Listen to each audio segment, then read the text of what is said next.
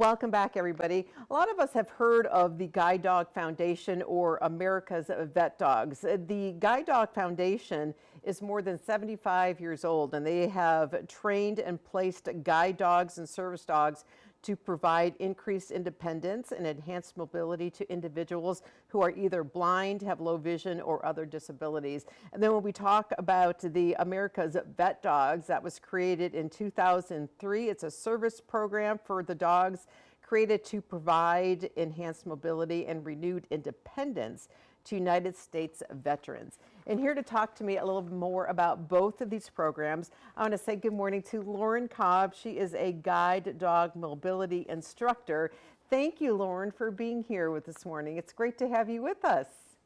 Thank you so much for having me. Oh, it's an honor and a privilege to talk about these two incredible programs.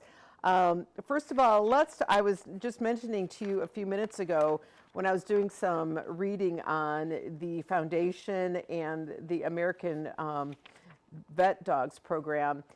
It's important to know the distinction between a guide dog and a service dog. So explain that to us. So all of our guide dogs are trained in a specific set of tasks that help someone that is blind or has low vision navigate independently. So this includes things like stopping for changes in elevation as well as curbs. Once they're stopped at that curb, their handler is able to make a decision on when they want to cross the street or if they want to make a change in direction. And then guide dogs are able to help that handler cross the street quickly and safely. Guide dogs are also trained how to navigate around obstacles, helping someone travel fluently around down the street or through a grocery store or the mall. And then they're also trained how to target a variety of items like doors and seats and handrails for stair rails, for staircases and escalators and elevators as well. And then we have a service dog that is trained to help mitigate someone's disability, whether that's a mobility disability. So let's say they're in a wheelchair and they need help pressing handicap buttons and opening doors, or if they have PTSD and they need someone to interrupt their nightmares. Maybe they need their dog to help pick up items off the ground. And so we have all guide dogs are service dogs. They just provide different sets of tasks that help mitigate their individual handlers' disabilities. Well, your responsibility as a guide dog mobility instructor. Let's start. How did you get involved with the whole program based in New York? It's been around for 75 plus years. Tell us how you got involved with all of this.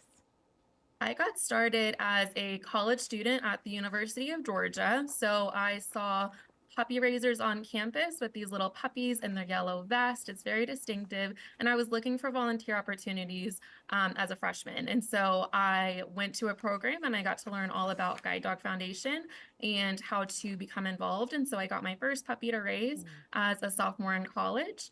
And then as the years went on, I continued to become more and more involved with the organization until about 2 years after I graduated, I started working in Georgia, in Athens, Georgia, for our puppy department. So helping to support our big puppy raising group down in Georgia.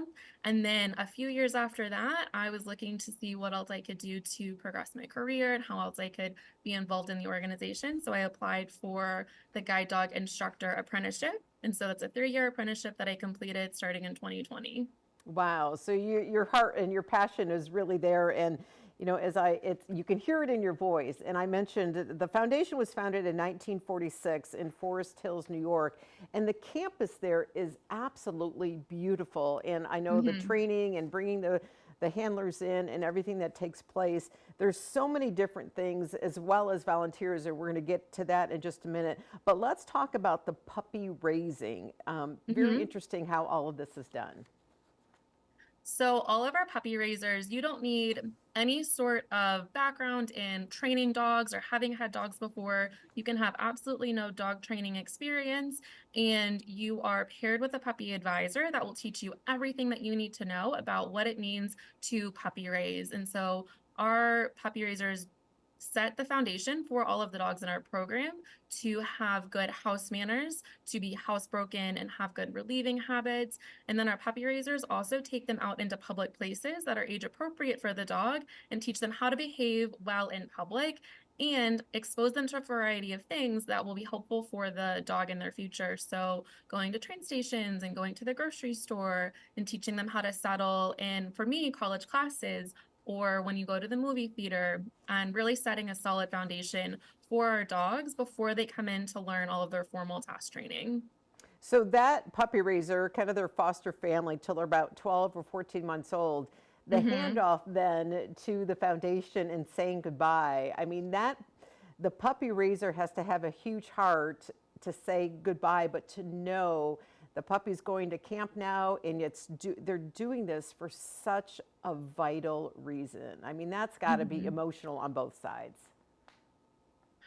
It is incredibly difficult at the end of that year to a year and a half that you spend with your dog to give them back and to say goodbye. But it is all worth it when that dog is graduating with their new handler and you get to meet that handler, whether it's in person or virtually, and you get to hear about just all of the things that dog is going to do to help increase that person's Mm. independence. And then it is all worth it.